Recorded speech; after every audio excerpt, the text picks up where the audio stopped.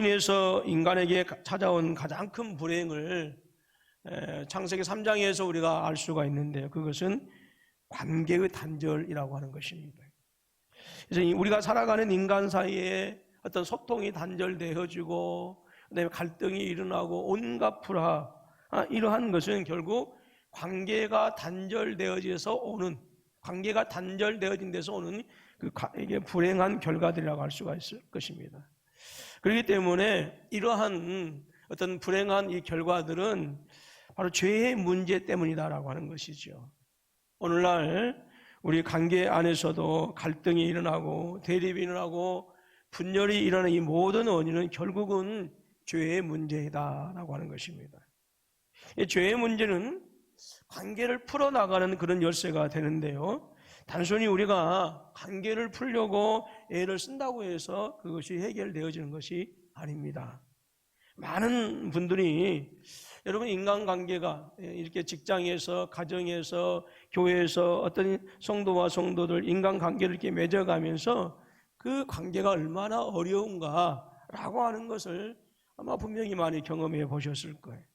생각처럼 그렇게 잘 되지 않는 게 인간관계입니다. 그렇기 때문에 인간관계가 회복되기를 원한다고 한다면 먼저 다루어져야 할 부분이 있는데 그것이 무엇이냐? 죄의 문제가 먼저 다루어져야 된다라고 하는 거예요. 여러분, 그래서 이 죄의 문제가 해결되기 전에는 좋은 인간관계이다라고 하는 것은 사실상 불가능합니다. 창세기 3장의 아담과 하와의 그 관계도 우리가 알 수가 있습니다만은 아담이 하와를 보고 그렇게 노래하지요. 이는 내 뼈 중에 뼈요 살 중에 살이라. 그런데 죄가 찾아온 순간에 그 아름답던 사랑하는 그 관계가 틀어지고 말았어요. 죄가 그렇게 무서운 거예요. 뿐만 아니라 죄가 들어가니까 가인과 아벨은 형제간임에도 불구하고 살인이 일어나게 되어지죠. 아담과 하와의 그 아름다웠던 사랑의 관계가 깨어지고 형제의 관계도 깨어지고 그것도 예배의 자리에서 살인이 일어나는 것은 정말로 불행한 이런 결과들인데 이 불행한 이 현상들이 끊임없이 우리 주변에서 여전히 계속되어지고 있다고 하는 것입니다. 그래서 여러분 우리가 죄의 영향력에서 벗어나기 전에는 이 아담과 하와 사이에 있었던 이 관계에 뒤틀어진 것, 가인과 아벨 사이에 있었던 이 관계의 깨어짐, 이러한 일들이 우리에게서 계속해서 일어날 수밖에 없다라고 하는 것이지요. 가만히 보면 우리는 수없이 많은 관계를 맺고 있습니다. 근데 그 관계들이 다 보면 아슬아슬해요. 관계를 유지하기 위해서 애를 쓰고 또 많은 분들이 갖가지 노력을 기울이지만 그 관계가 언제 어떻게 깨어질지 아무도 몰라요. 그래서 뭐 영원한 적도 없고 영원한 우방도 없다고 그렇게 얘기하지요. 여러분 신혼이라고 안전합니까? 죽자 사자 불같은 사랑을 하고 너밖에 없다라고 했는데 세상에 신혼여행 가서 다투어가지고 올 때는 헤어져서 오는 관계예요. 이런 사람들이 많이 있어요. 여러분 아기를 낳으면 안전한가요? 그런데 항혼이혼도 많다라고 하는 거예요. 젊어서 알콩달콩한 살다가 자식 키우면서 함께 눈물을 흘리고 함께 수고했는데 그래서 그렇게 일평생을 그렇게 살아왔는데 그 관계가 늘 불안정한 관계들이 많이 있다라고 하는 거죠. 이런 관점에서 보게 되어지면 우리가 살아가는 세상이 마치 전쟁터와 같다라고들 얘기하는데 결코 그 말이 틀린 것은 아닌 것 같아요. 가정뿐만 아니라 우리 한국 사회 안에서 일어나고 있는 이 수많은 분열은 해결이 안 됩니다. 설사 해결된다 하더라도요, 눈 감고 아웅하는 식의 미봉책에 불과해요. 우리는 끊임없이 다툽니다. 끊임없이 미워하고 끊임없이 서로를 향해서 저주합니다. 그래서 이러한 모든 것들은 왜 그러느냐? 사탄이 벌여놓은 이 거대한 전쟁터 안에 우리가 이미 들어가 있다라고 하는 거예요. 최초의 인류와 하나님 사이에 사탄이 끼어들었죠. 그런데 그래서 관계를 깨지게 했는데 그 사탄의 활동은 여전히 지금도 우리 가운데 가정에서, 직장에서, 교회에서, 이 사회에서 활동하고 있다라고 하는 것이죠. 여러분 사탄이 주로 하는 사역, 사탄의 전문 사역이 무엇입니까? 관계 깨뜨리는 거예요. 관계 깨뜨리는. 이 사탄만큼 이 관계 깨뜨리는 것에 대해서 전문가가 없습니다.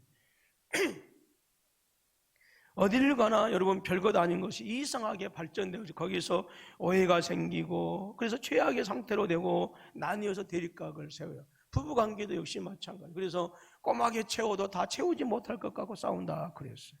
꼬막이 뭔지 알죠? 여러분 부부싸움 할 때 막 남북 문제 갖고 막 싸웁니까? 막 핵 문제 갖고 싸우는가요?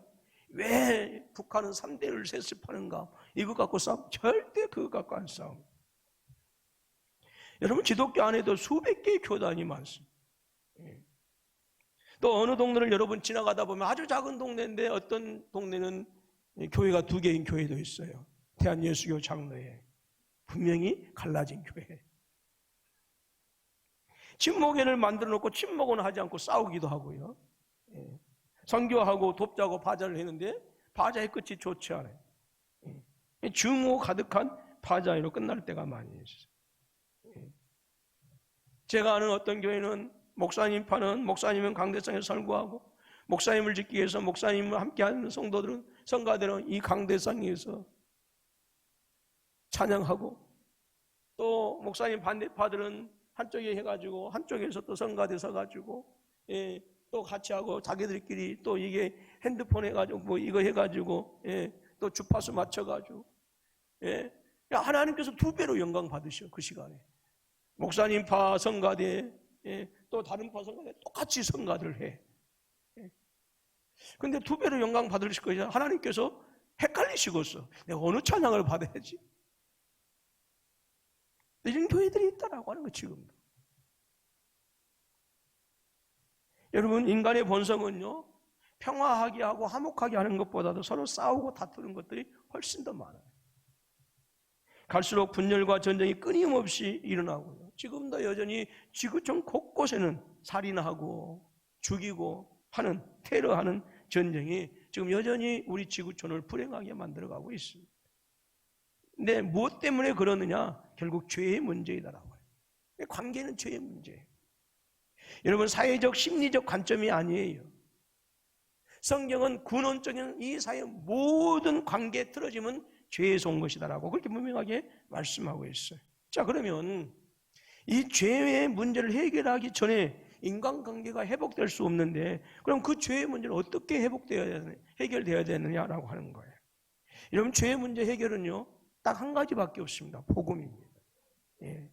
바울이 로마서 12장 이하에서부터 인간관계에 대해서 얘기하는데 1장에서부터 11장까지는 복음에 대해서 먼저 설명하고 있어요. 무엇을 얘기하죠? 바로 예수 그리스도 복음이 우리에게 준 가장 큰 축복인데 그 복음만이 온전한 관계를 이루어간다라고 하는 거예요. 여러분 인생이 관계인 것처럼 신앙도 역시 관계입니다. 예수님은 계명을 2가지로 말씀하셨어요. 하나는 하나님을 사랑하는 것이고 다음은 이웃을 내 몸과 같이 사랑하라라고 말씀하셨죠. 여러분 하나님을 사랑한다는 것, 이웃을 사랑한다는 것 무엇이겠습니까? 그건 역시 관계입니다. 관계. 신앙은 하나님의 관계가 회복되는 것이고요. 신앙이라고 하는 것은 이웃과의 관계가 온전케 되어지는 거예요. 회복되어지는 것이죠. 그래서 여러분 정말 신앙생활을 신실하게 하면 할수록이요 그 사람에게서는 삶의 관계가 회복되어지는 모습을 보게 되어집니다. 이전에는 꼬였던 것들, 어려움을 겪었던 관계들이 점점 회복되고 풀려가는 거예요. 결국 신앙은 인간관계의 변화로 들어가는 거예요. 드러나는다. 그 사람이 얼마나 신실하게 하고 있느냐, 얼마나 진실하느냐라고 하는 것은 무엇을 통해서 한다고요? 그 사람이 상대하고 있는 인간관계를 통해서 부모와의 관계, 자식과의 관계, 성도와의 관계, 이웃과의 관계를 통해서 드러나는 거예요. 무엇이? 신앙이. 여러분 우리 주님께서 그 하늘의 영광을 다 버리시고 이 죄악된 세상에 육신을 입고 이 땅에 오신 목적이 무엇입니까? 바로 죄로 인해서 깨어진 그 관계를 온전하게 회복시키기 위해서, 즉 화해시키도록 하기 위해서, 화해하도록 하기 위해서 하나님과 우리가 그리고 이웃과 이웃이 화해하도록 하시기 위해서 우리 예수님께서 육신을 입고 이 땅에 오신 거예요. 그리고 에베소서 2장 14절에 또 그렇게 말씀합니다. 그는 우리의 화평이신지라 둘로 하나를 만드사 원수된 것, 그 중간에 막힌 담을 자기 육체로 허시고 라고 해서 우리 주님께서 하나 되도록 하시기 위해서 십자가를 지셨다라고 하는 거예요. 그래서 여러분, 예수 그리스도를 만난 사람은요 반드시 그의 삶 속에서 변화가 일어나는데 가장 중요한 변화가 어떤 변화냐? 인간관계의 태도예요. 인간관계. 예. 저의 지배 아래 살 때는 관계가 적대적이고 투쟁적이었어요. 마치 불 달리는 황소처럼 들이받고 상처를 주고받으며 그렇게 삽니다. 이런 사람들은 사는 것이 미숙하고 모이기만 하면 문제가 터져요. 어떤 분들은요 꼭 그분이 가면 화평했던 관계가 깨어지는, 그분이 가면 싸우고 다투고 깨어지고 참 이상한 달란트 가진 분들도 계세요. 그러나 여러분, 예수 그리스도 안에서 여러분 내가 복음을 받아들이고 내 안에 복음이 있으면 이전에는 배타적이고 이전에는 밀쳐내고 함께하지 못했던 것들이 그리스도 예수 안에서 모든 것을 다 포용하고 받아들이는 그런 관계로 변화되어져요. 이전에는 나 외에는 배타적이었어. 나 외에는 인정하지 않았어. 그래서 끊임없이 사람들을 밀쳐내고 그렇게 살았지만 내가 하나님 안에 들어온 후에는 모든 사람들을 받아들이고 포용하고 안아주는 그런 관계로 변하더라 그 말이에요. 우리는 정말 하나님의 백성으로서 좋은 관계 맺기를 원합니다. 그리고 서로 간에 사랑하면서 그렇게 살기를 원하지만 근데 여러분 이게 잘 되던가요? 안 돼요. 제가 전번에 얘기했던가요? 제 등에 담이 칵 걸렸는데 순간 누구를 미워해서 그랬다거나. 아이고 주여 아주 혼났습니다. 돈은 돈대로 들어가고 미워하지 마세요. 미워하면 담에 걸릴지어다.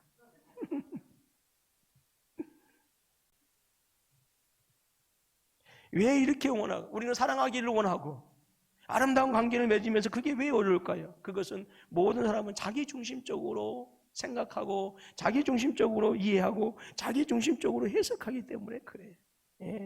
여러분 근데 이것이 죄의 특성이에요. 내중심. 그래서 내중심으로 이해하고 내중심으로 해석하는 거예요. 남보다 자기를 먼저 생각하고 자기의 환경으로 해석하니까 거기서 갈등이 일어나는 거예요. 마음은 평화의 사도예요. 근데 실제로는 우리는 전쟁하면서 살아가요. 그래서 사도 바울은 오늘 본문 말씀을 통해서 뭐라고 말씀하고 있어요? 할 수 있거든 모든 사람과 더불어 뭐 하라? 화목하라. 그래서 어떻게 이것이 가능할까요? 로마서에서 말씀하는 것처럼 정답은 복음밖에 없더라. 복음을 깊이 경험해야 이것이 가능한 거예요. 바울은 로마서 12장 이르기까지 1장에서부터 11장까지 복음에 대해서 복음에 1장부터 복음에 11장도 다 복음이에요. 여러분 죄가 해결되어지는 것은 내가 다시는 안 그래야지 이게 여러분 결심하고 결단한다고 해서 해결되어지는 것이 아니라 우리 죄 문제는 반드시 복음을 통해서만 해결돼요. 근데 여러분 복음은요 머리로 이해하는 게 아니에요. 머리로 이해하는 게 삶으로 온전히 경험하는 복음이어야 한다. 경험하는. 제가 어제 또 어떤 분들한테 복음을 전했어요. 저를 좀 한참 쳐다보고 그래서 제가 전한 말씀을 잘 듣는가 했더니 죽는다고 웃어요. 그때 왜 그러세요? 그랬더니 갑자기 목사님 눈이 흐리멍텅해가 있다가 예수님 나오니까 눈이 반짝인다고 그렇게 해서 복음을 경험해야 돼. 복음을. 우리가 예수를 믿으면서도 관계 안에 변화가 일어나지 않는 경우는 왜 그럴까요? 이 복음을 내 삶 속에서 실제로 경험하지 못하기 때문에. 그래서 로마서 5장 1절 말씀에서 그렇게 말씀하지요. 그러므로 우리가 믿음으로 의롭다 하심을 받았으니 우리 주 예수 그리스도로 말미암아 하나님과 무엇을 누리자? 화평을 누리자. 여러분 예수 그리스도께서 육신을 입고 이 땅에 오신 그 성탄의 은혜가 내 삶 속에서 경험이 되어야 돼요. 주님께서 십자가 지시고 그 피를 흘리셨던 그 십자가의 은혜가 내 안에서 살아 꿈틀거려야 해요. 여러분 여기서 중요한 단어가 있지요. 어떤 단어일까요? 누리자라고 하는 단어. 근데 이 누리자라고 하는 것은 장차 우리가 죽어서 천국 가서 누리는 것도 아니고 예수님께서 이 땅에 오셔서 새하늘과 새 땅에서 들어갔을 때 누리자라고 하는 것도 아니고 지금 내가 살아있는 이 순간 내 가정에서 내 직장에서 내 삶의 모든 현장에서 누리는 것 현재형이에요. 현재. 미래형이 아니라 지금 이 순간 일상 속에서 내 모든 사업터에서 내 직장에서 가정에서 내 모든 삶의 영역에서 무엇을 누린다고? 하나님의 평화를 누리는 거예요. 누리는 거예요. 예수 믿는 건 누리는 거예요. 무엇을 누린다고요? 평화를 누려요. 평화. 여러분 복음이 우리에게 준 능력이 있어요. 그것은 하나님과 평화를 누리도록 하는 거예요. 이게 복음의 능력이에요. 여러분 이거 마귀에게 뺏기면 안 돼요. 여러분 이것은 현재의 내 삶 속에서 내 가정에서 직장에서 내 친구와 내 아내와 내 남편과 내 자식과 내 이웃과 내 친구의 성도들을 통해서 뭐하게 경험되어져. 죽어서 하는 게 아니라고. 이러한 때에 우리 내면에 놀라운 변화가 일어나는 거예요. 여러분 인간관계의 변화가 일어나기 전에 반드시 내 안에 먼저 회복의 역사가 있어져야 돼요. 근데 이 내 안에 일어나고 내 안에 변화되어진 이 변화의 역사는 내 뜻대로 안 돼요. 여러분 내 안의 변화는 복음과 예수 그리스도의 십자가를 경험하고 그래서 그 놀라우신 하나님의 사랑을 내가 깨닫고 경험했을 때 그 사랑이 내 안에서 나를 움직이는 그것을 경험할 때 그리고 못난 나를 받아주시고 용납하시고 나를 품어주시는 그 아버지 하나님의 놀라운 사랑을 경험할 때 비로소 내 안에 놀라운 변화의 역사가 변화의 혁명이 일어나는 거예요.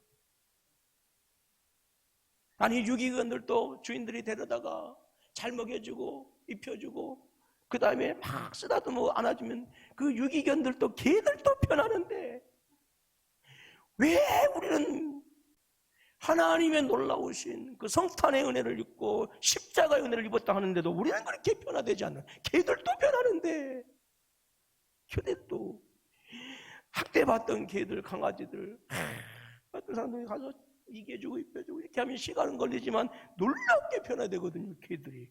왜 우리는 변화가 안 될까요? 여러분 하나님의 사랑을 경험하면요 내 안에 놀라운 혁명적인 변화가 일어나요. 무언가 말로 할 수 없는 평화가 옵니다. 이 존재론적인 혁명이 일어나는 거예요. 나도 모르게 내 관계 안에 변화가 일어나는 거예요. 그래서 깨어졌던 관계, 틀어졌던 관계, 비틀어졌던 그 관계들이 온전히 회복되어진다라고 하는 거예요. 여러분 복음이 무엇입니까? 하나님께서 우리를 사랑하신다고 하는 사랑의 이야기, 그게 복음입니다. 우리를 그대로 받아주시고 내 모든 죄악을 용서하시는 하나님, 전에는 하나님과 원수 관계였는데 예수 그리스도를 이 땅에 보내주시고 주님 지신 그 십자가로 말미암아서 우리를 하나 되게 하신 그 놀라우신 은혜, 그리고 하나님과 화해가 일어났을 때에 내적인 갈등이 그리고 내 안에 불편함이 사라지면서 내가 나와 내 자신과 화해하게 되어지고, 그래서 내 자신과 화해하게 되었다고 하는 것은 내 안에 모든 것들이 치유되어졌다고 하는 거예요. 그리고 뭐 하는 거예요? 다른 사람들과 그때부터 화해하게 되어져. 많은 사람들은 이 땅에 살면서요 내적인 자기 안에 일어나고 있는 이 내적인 갈등을 해결하지 못하고, 그래서 그 내적인 갈등을 해결하지 못한 상태에서 어떤 사람들은 극단적인 선택을 하기도 합니다. 이 내적인 갈등을 해결하지 못하면요 내가 나에 대해서 불편해. 그런데 복음 안으로 우리가 들어가게 되어지면, 복음이 내 안에 들어오게 되어지면, 그 복음이 역사하면 내 심장을 뜨겁게 하고 내 심령을 변화시키는 거예요. 놀라운 변화가 일어나는 거예요. 그래서 여러분 전도가 무엇입니까? 하나님과 다른 사람들을 뭐 하게 하는 거예요? 화해시키는 거예요. 화해. 제가 어저께 그분들한테 했잖아요. 아니 당신네들 종교가 불교인데 어떻게 죽으면 극락할 수 있어요? 자신해요? 그랬더니 못해요. 어떻게 그걸 자신해요? 근데 나 죽으면 천국 가요. 그랬어요. 전도는요 사람들을 하나님과 화해시키는 거예요. 화해시키는 그 사람이 화해를 누리지 못한다고 한다면요 다른 사람들을요 화해시킬 수가 없는 거예요. 예. 여러분 이 조두순 엊그저께 풀려났지요. 예. 우리나라는 왜 그렇게 술 먹고 있다고 한다면 그렇게 법의 잣대가 인자한지 모르겠어요. 똑같은 죄라도요, 술 안 먹고 있으면 아마 2배 받았을 거예요. 내가 보니까 이 재판관들이, 판사들이 명예훼손죄로 고소할지 모르겠지만 지그들 실컷 술 처먹고 다니니까 술 먹고 그러면 이게 그 술에 대해서는 이게 죄송해요. 처먹는다고 보여서. 술은 처먹는 게 아니고 처드시는 것이죠. 근데 그 사람으로 보게 되어지면 상처가 회복되지 못하니까, 상처가 치유되지 못하니까 이 되어지는 거. 여러분 그렇기 때문에 저와 여러분들 정말로 중요한 게 있어요. 복음을 얼마나 내가 경험하느냐라고 하는 거예요. 우리는 하나님과의 화평을 누려야 되는 줄로 믿습니다. 여러분 하나님의 완전한 사랑과 완전한 용서를 경험해야 되는 거예요. 하나님이 나를 어떻게 사랑하셨는가를 배우면서 그 사랑을 다른 사람에게 전해줄 수 있는 사랑의 전달자가 되어야 된다고. 여러분 우리 예수님의 사랑의 핵심이 무엇입니까? 무조건 사랑이에요. 따지지 않는 사랑이에요. 만약에 하나님께서 우리의 모습과 허물을 따졌다고 한다면 당신의 독생자를 이 땅에 보내주셨을까요? 우리의 부족함을 하나님께서 따지셨다고 한다면 저주의 십자가를 지도록 하셨을까요? 하나님께서 우리의 흠과 우리의 잘못을 따지셨다고 한다면, 트집 잡으셨다고 한다면 저와 여러분들 가운데 어느 누구가 감히 하나님 앞에서 구원받을 수 있는 자격이 있겠느냐? 그러면 아무도 없습니다. 여러분 우리 안에 인간관계가 자꾸 꼬이고 있습니까? 그것은 왜 그럴까요? 복음에서 멀어지고 내가 율법으로 가고 있다라고 하는 증거예요. 율법은 끊임없이 허물을 들춰냅니다. 그리고 판단하고 비난하고 심판해요. 그래서 예수 믿는 지 오래됐다 할지라도요, 그분 어떤 분들을 보기에는 율법으로 충만하신 분들이 있어요. 가정 안에도 율법의 잣대로 서로 판단하고 따지기 시작하면 그 가정은 깨어질 수밖에 없지요. 피차 망하게 되어지니 복음에서 멀어지면 반드시 가게 되는 것이 있어요. 종착지는 율법으로 갑니다. 율법. 복음에서 멀어집니다. 그러므로 저와 여러분들은 복음의 우리의 삶을 당금질해서 이 땅에서 복음의 능력을 누릴 수 있어야 돼요. 현재적인 복음을 누려야 된다고요. 복음을 머리로 알고 단순히 믿고 교리적인 고백을 하는 것이 아니라 예수 그리스도의 십자가를 통한 그 하나님의 사랑을 날마다 내 삶 속에서 경험하고, 그 하나님의 사랑을 느끼고 체험하고 깨달아서 눈물도 흘려보고 막 울어도 보고 뜨거워져도 보고 막. 하나님의 사랑을 날마다 경험하고 그 십자가 은혜 안에서 나를 날마다 당금질하고 그러한 역사가 일어날 때에 그 하나님의 복음의 능력이 내 심령을 사로잡을 때에 여러분 나도 모르게 다른 사람을 사랑하는 능력이 흘러나오는 거예요. 내 능력으로 내 의지로 되는 게 아니라 복음을 경험했을 때 그 복음이 나를 변화시키고 그 복음이 나를 하나님의 사람으로 만들어가는 거. 그러니까 여러분 복음이 우리의 죄의 문제를 해결했고 그 복음의 능력을 경험할 때에 우리 인간관계 속에는 놀라운 변화가 일어나는 거예요. 여러분 예수 믿는 권사님이 며느리 핍박하는 건요 복음을 경험하지 못한 거예요.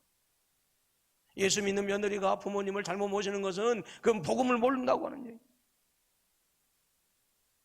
중요한 것은 설교가 언제 끝날지 모르거든요. 여러분 사람들과 화목한다는 것은 결코 사람과의 관계가 아니라고 하는 사실을 기억해야 돼요. 여러분 우리가 사람과 화목한다고 했을 때에 여러분 사람과 사람과의 관계만 생각할 때가 있어요. 근데 그 관계가 아니라 그 말입니다.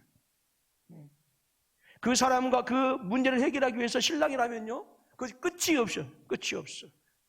네가 잘했니? 내가 잘했니? 이 끝이 없습니다. 불화가 일어나면 그 문제를 해결하기 위해서 끊임없이 씨름이 할 수밖에 없어요. 그러나 성경적인 방법은 그게 아니다라고 하는 거죠. 성경적인 방법이 뭐냐면 문제가 일어났을 때 그 문제를 나의 문제로 볼 수 있어야 됩니다. 그 사람을 받아주지 못하고 용납하지 못하고 온전히 이해하지 못하는 나의 연약함으로 볼 수 있어야 된다라고 하는 거예요. 근데 우리는 아니에요. 네 잘못이야. 니만 잘해봐. 세상에 평화가 온다니까요. 그래서 하나님과의 관계 안으로 깊이 들어가면 내 안의 문제가 해결되어지고, 비로소 다른 사람들을 여러분 하나님의 관점에서, 복음의 관점에서 볼 수 있게 되어져요. 우리 주위에는 수없이 많은 사건 사고들이 일어나요.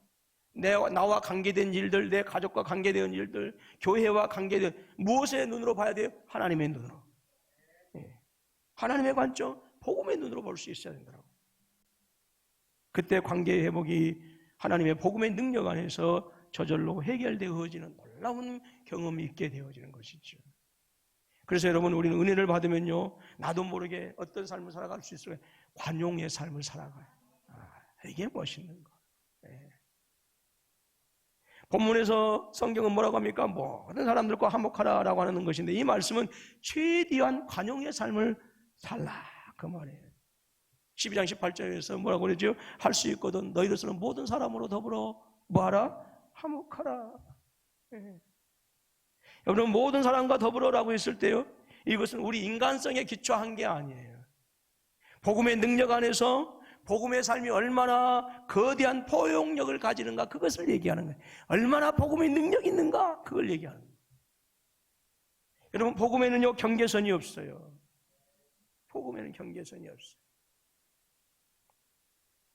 본문에서 바울이 하는 말씀은 형제자매는 물론이고 원수까지도, 나를 핍박하는 자에게까지도 사랑을 베풀고 축복하라, 그래요. 근데 이게 안 돼요. 여러분, 세상에 어느 골빈 사람이 자기 원수를 사랑할 수 있겠어요? 이 사람은 심장이 없는 사람이 불가능한 거예요.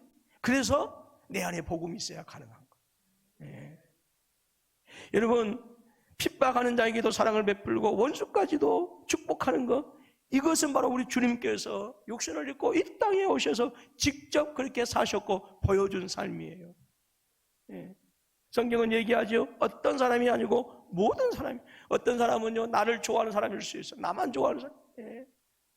어떤 사람은요, 나와 관계에 있어서 나한테 경제적인 유익을 줄 수 있는 사람일 수 있고요. 어떤 사람은요, 나와 온수된 사람일 수도 있어요. 근데 어떤 사람이 아니고 모든 사람.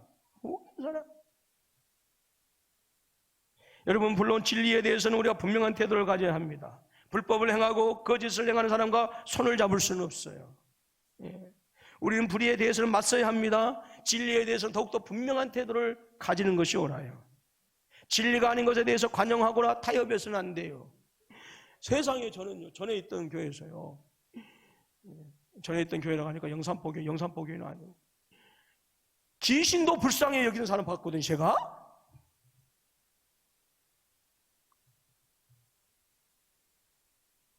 귀신이 그렇게 불쌍하대. 그분은 원래는 천주교 이제 수녀 되려고 했던 사람이었어요. 근데 얘기하다 보니까 귀신도 불쌍하대. 자기는 귀신이 그렇게 불쌍하대. 사랑이 너무 충만해서 타협독하게. 진리가 아닌 것에 대해서는 관용하거나 타협해서는 안 돼요. 이단에 대해서도 과감하고 분명한 태도를 가져야 돼요. 분명한 것은 진리를 주장하는 우리의 태도가 투쟁적인 모습을 보여서는 안 된다라고. 가끔 교회 안에 분쟁이라는 것을 보면 세상과 비슷한 게 아니고 세상보다 더해. 제가 아까 얘기했던 것처럼 같은 교회 안에서 똑같은 시간에 서로 반대되는 사람들끼리, 적대시하는 사람들끼리 똑같이 성가대 찬양을 해. 한 분은 강대상에서 설교하고 한 분은 밑에서 설교하고. 여러분, 이것은 절대로 하나님의 백성의 모습이 아닙니다. 어떻게 그 모습에서 그리스도의 십자가의 모습을 발견할 수 있겠어요? 여러분, 이거 분명히 하는 목적이 좋으면 과정도 좋아요. 과정. 그래서 하나님의 아들들은 하나님 아버지의 성품을 드러내야 되는 거예요.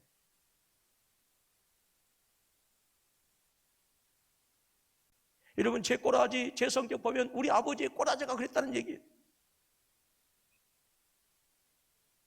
우리 전도사님의 성품이 좋다. 아버지 목사님의 성품이 좋다는 거예요. 누구 얘기할까요? 우리 강장로님의 성품이 꼬라지가 안 좋다. 그럼 누구의 꼬라지? 아버지. 제가 무슨 얘기를 하려고 하냐면, 우리는 하나님의 아들들이기 때문에 하나님 아버지의 성품이 보여져야 된다고. 이게 진리. 여러분, 아무리 중요한 것을 주장하더라도 무리의 모습 속에서 마귀의 모습이 연상되면 안 돼요. 예. 그래서 화평을 이룬 사람들은요, 관용적이에요, 관용적이에요. 예. 여러분, 신자의 모습이 너무 완고하거나 조금 더 바늘로 찔러도 피 한 방울 나지도 않는 융통성 없는 그런 경직된 사람이어서는 안 돼요. 웬만한 것은 조금 지고 갑시다. 예. 뭔가 지고 가는 게 아니고 져주면서 가자, 그 말. 자, 전우자와 돌아보시면 인사합니다. 웬만한 것은 져주고 갑시다. 그래야 합니다. 우리는 우리의 입과 논리로 싸워서 얼마든지 이길 수 있지만, 여러분, 우리가 입과 논리로 싸워서 이겼다고 해서 그것이 진정한 승리를 이기겠어요? 여러분, 남자는요, 이제 50 넘으면 자기 아내하고 싸워서 절대 이길 생각하지 마요. 지게 돼 있어요. 지게 돼 있어요. 논리로도 안 되고 입으로도 안 되고 안 돼. 이제는 포기하고 살아야 돼. 이기는 거. 아이들하고도 마찬가지고 성도들하고도 마찬가지고. 여러분, 언제나 내가 이겨야 한다고 하는 이런 논리를 가지고 있으면 주변에 사람들이 없고 떠나갈 수밖에 없어요. 누가 좋아하겠어요? 나만 옳다고 하는데. 우리의 판단이나 생각이 언제든지 틀릴 수 있더라고 생각할 수 있어야 되고요. 그래서 양보할 수 있어요. 여러분, 우리가 사용하고 있는 언어는요, 너무너무 허약해요. 그리고 얼마든지 반론이에요. 나는 정말로 기가 막히게 얘기해서, 저 마누라 분명히 오늘 내가 승리한다. 오늘 부부싸움. 근데 상상도 못한 또 기가 막힌 반론이 또 나와. 우리의 사용하는 언어는 너무 허약하고 반론이 가능한 언어이다라고 하는 거예요. 그래서 일방적으로 나의 의견을 주장하는 것보다는 상대방의 말에 좀 더 귀를 기울이고자 하는 그런 태도가 우리에게 필요하고, 이것이 화평을 이루는 사람의 모습이다라고 하는 거예요. 예. 여러분, 관용은요, 저절로 되는 것이 아니에요. 무엇을 되죠? 십자가를 경험했습니다. 십자가는 날마다 내가 죽는 거예요. 내가 날마다 죽고, 내가 날마다 지고, 내가 날마다 손해보는 거예요. 그게 십자가예요. 또 복음을 경험한 사람들의 특징이 있어요. 온유함입니다. 온유함. 사람들은 복음을 경험하게 되어지면요, 부드러워지는 거예요. 반면에 논쟁을 잘하고 투쟁을 잘하는 사람이 있어요. 예수 이름을 걸고 싸운다고 하는데 그 모습이 왠지 평화롭죠. 제가 어떤 친구, 목사님의 페이스북을 봤더니요, 그 페이스북에는 언제든지 오라, 나는 언제든지 싸울 준비가 되어 있다. 물론 진리를 사수한다고 말씀이죠. 근데 그분의 성품을 봤을 때 진짜 싸울 것 같았어요. 저건 여러분, 십자가 진다고 해서 그 일이 정당화될 수 있게 해서 폭력이 사용되어진다고 한다. 여러분, 그리스도인들의 중심은 십자가입니다. 근데 그 십자가가 무엇입니까? 화목하게 하는 것, 사랑하는 것, 용서하는 것. 그래서 신자가 뿔이 나면 안 되는 거예요. 못된 송아지 엉덩이에 뿔 난다고 그런 성도들 많이 있어요. 물론 우리 보사북교 성도님들은 한 번도 그런 분 없어요. 다행히. 복음이 들어가면 그 사람은요, 부드러워져. 인상도 부드러워지고 말도 부드러워지고 삶이 부드러워져. 여러분, 세월이 흐를수록 품는 자로 살아가실 수 있기를 주님의 이름으로 축원합니다. 넉넉해지기를. 어떤 분들은 허허하 속이 없는 것 같은데 실제로 보면 다 품어. 적이 없어. 적이 없어. 여러분, 나이가 들어가면서 넓어지는 것이 아닙니다. 복음 안에서 나이가 들어갈 때 그 사람의 심령이 더 넓어지고 깊어져요. 주님은 70번에 7번이나 용서하라고 했습니다. 이건 무엇을 얘기합니까? 다른 사람의 실수를 오래 기억하지 말라라고 하는 것이죠. 이것은 어떤 변화를 얘기하면 존재의 변화를 얘기합니다. 그러니까 70번씩 7번이나 용서하라, 그 말은 존재 자체가 용서의 삶을 산다라고 합니다. 이것이 바로 이 땅에 육신을 입고 오신 예수님의 삶이고, 십자가를 통해서 우리에게 보여주신 주님의 사랑이고 은혜예요. 복음 안에서 사람들을 품는 만큼 우리의 삶은 풍성해집니다. 여러분, 우리 주변에 사람이 있고 없고는요, 화목한 삶, 관용의 삶과 반드시 연결되어 있어요. 복음은 여러분, 우리로 하여금 넓은 사람이 되게 하고 부드러운 사람이 되게 하고 다른 사람을 품게 하는 거예요. 그리고 다른 사람을 품으면 우리의 삶이 더 뭐 하는 거예요? 풍성해지는 거예요. 풍성해지는 거예요. 그러므로 여러분, 더불어서 화목하라고 하는 말씀은 천국의 삶을 살아가는 거예요. 예. 여러분, 모든 사람이 더불어서 화목한 삶을 사는 것이 천국이고 다투면서 싸우는 것은 지옥이죠. 예. 여러분, 어떤 사람이라도 화목하라고 하는 이 말씀은 어떤 경우에도 사람과 원수 맺지 말라라고 하는 그런 의미입니다. 예. 바울은 원수까지도 사랑을 베풀려고 합니다. 이것은 인간관계에서 대단히 적극적인 얘기예요. 이런 복음적인 삶이 무엇입니까? 인간관계에서 매우 적극적인 거예요. 악연이 되면 관계가 뒤틀립니다. 원수가 되면 우리는 빨리 끝내고 싶습니다. 두 번 다시 보고 싶지 않고 하고 싶은 말, 내가 그냥 해버리고 싶은 말 그냥 거리낌없이 해버릴 수 있어요. 그러나 여러분, 세상은 좁고 인생은 생각보다 길어요. 자, 따라서 합니다. 세상은 좁고 인생은 생각보다 길다. 내가 원수를 맺어서 끝내고 싶다고 할 것, 못 할 것 다 하고 모든 것을 쏟아내지만 우리는 언제 어디서 어떻게 어떤 모습으로 만날지 아무도 몰라요. 제가 그것을 경험했어요. 우리 시차 가서. 세상에 제가 신학교 때 어떤 일 때문에 마음에 안 들어가지고 그냥 급하게 그냥 교수님하고 당신 그러면 안 된다고 막 쏴버렸거든. 그리고 그걸로 안녕이었어. 아, 세상에. 근데 그 교수님이 우리 수경로의 남부시찰 회원 목사님으로 계시더라고. 아이고, 노예를 갔는데 그 목사님이, 그 교수 목사님이 내 옆에 딱 앉는 거예요. 깜짝 놀랐어요. 우리 시찰이었어요. 여러분, 거의 20년 동안 신학교 잡아가 처음 만났어요. 그 자리에서. 아는 척 했을까요? 모르는 척 했을까요? 고개 이렇게 돌렸어요. 언제 어디서 어떻게 만날지. 여러분, 세상은 좁고 인생은 생각보다 길어요. 여러분, 우리 어떤 분이 그렇다. 우리는 단일 민족이기 때문에 한 다리가 건너 몇 다리만 건너 다 일가친척이라고 그러지요. 인간관계라고 하는 것은요, 한 다리만 건너면 다 연결돼요. 다 알아요. 참 묘한 것이 인생입니다. 지금은 원수이고 지금은 두 번 다시 볼 일이 없을 것 같지만 살다 보면 갑도 을이 될 수 있고 을이 갑이 될 수도 있어요. 수없이 바뀝니다. 절대 내 인생에 그런 일은 없어 라고 이렇게 여러분 결론 내리지 마십시오. 인생이라고 하는 것은 우리가 생각하는 것하고는 다르게 흘러갈 때가 너무너무 많아요. 오늘의 원수가 내일 내 삶에 어떤 모습으로 다가올지, 원수가 내뱉은 한마디가 내 인생에 어떤 영향을 줄지 아무도 모르는 거예요. 여러분, 어떤 경우에도 서로 원수 만들지 마세요. 그래서 바울은 할 수 있거든 가능한 화목하라고 했어요. 이 표현에서 바울은 화목이 얼마나 어려운지, 우리가 얼마나 한계가 많은 인간인지를 알게 하는 것이죠. 그래서 바울은 강요하지 않고 할 수 있는 한, 할 수만 있다면 가능한 한 최선을 다해서 원수 맺지 말라라고 합니다. 여러분, 우리가 한계가 분명히 있는 것이 사실이지만 그렇다고 해서 너무 쉽게 포기하지 말라라고. 무엇을 포기하지 말라고요? 화목하게 하는 것. 정말 끝내고 싶지만 한 번 더 생각해 보라는 거예요. 우리는 세상에서 어떤 얘기를 자주 들고 그냥 끝내, 그냥. 다시 안 보면 되지 뭐. 이렇게 얘기 많이 해요. 혹시라도 너무 빨리 결론 내리고 있지 않는지 한번 살펴보시기 바랍니다. 사람과의 관계에서. 어느 날 수많은 희생의 대가를 치르면서 끝내지 않았던 것이 내 인생의 최고의 날이었다고 말할 수 있을지도 모르거든요. 그때 내가 참는 거 정말 잘했다. 막 그때 한바탕 해주고 싶었는데, 야, 그때 내가 참는 게 잘했어. 세상에.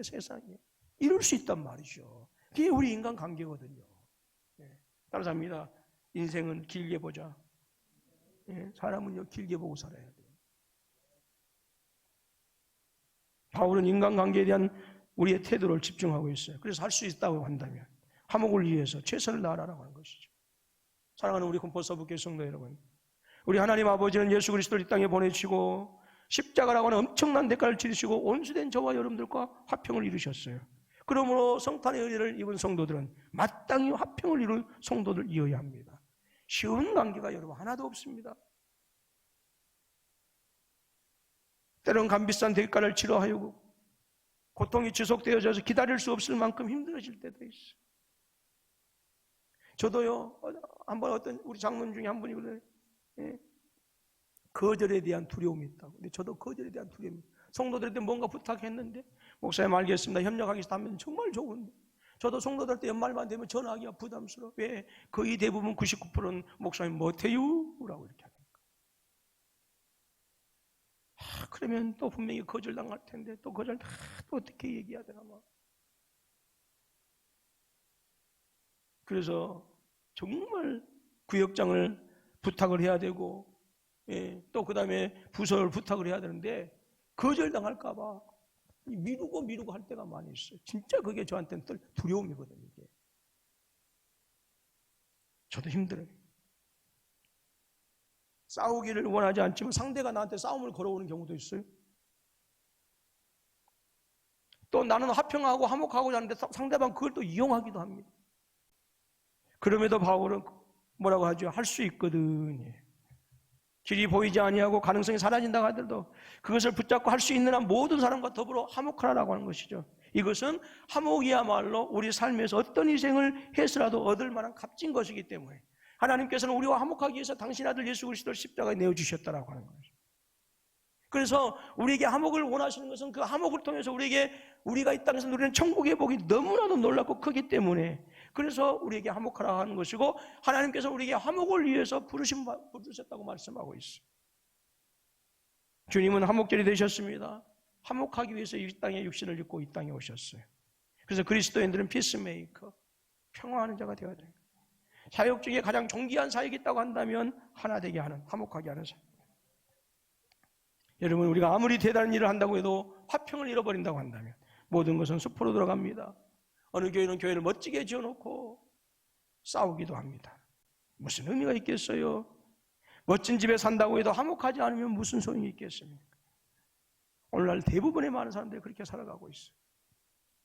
복음의 능력이 없기 때문에 사랑할 능력도 없게 되는 것이고 복음의 능력이 없기 때문에 하나 되게 할 에너지가 그들 안에는 없는 것이다라고요.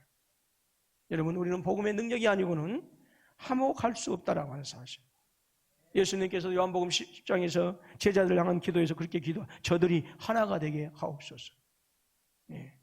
제자들이 어떤 위대한 삶을 살 것인가 그게 문제가 아니었어요. 주님은 분명히 아셨어요. 저들이 하나가 되어진다고 한다면 세상이 어떠한 것과도 싸웠어도 능히 이길 수 있는 하나님의 강력한 공동체가 될 수 있을 것이다라고. 오늘날 이 땅의 많은 교회들에게서 하나님이 깨어져 버리고 있어요. 주님께서 산상수훈에서 그렇게 말씀합니다. 화평하게 하는 자는 복이 있나니 그들이 하나님의 아들이라 일컬음을 받을 것이며.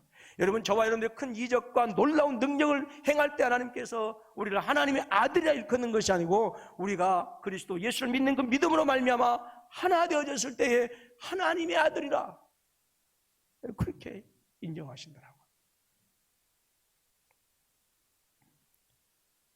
하나님의 아들로 일컬음 받는다는 표현 속에는 지위와 신분을 말하는 것이 아니라 화평케 하는 자에게 돌아가는 하늘의 영예와 하늘의 영광을 말씀하는 거예요. 여러분, 어디를 가려도 분열되고 갈등의 연속이 있죠. 이러한 때에 우리가 서로 화목하게 하는 역사가 일어난다고 한다면 세상은 우리를 보고 하나님의 아들들로 인정하게 되어질 것입니다. 바로 이것이 하늘 영광 권세를 버리시고 이 땅에 오신 바로 예수님의 삶이었고 그것이 바로 성탄의 삶을 사는 것이다라고 하는 것이죠. 여러분, 직장에서 가정에서 화목하는 자가 되실 수 있기를 주님의 이름으로 축원합니다. 그러기 위해서는 끊임없이 우리는 복음에 우리를 담금질할 수 있어야 돼요.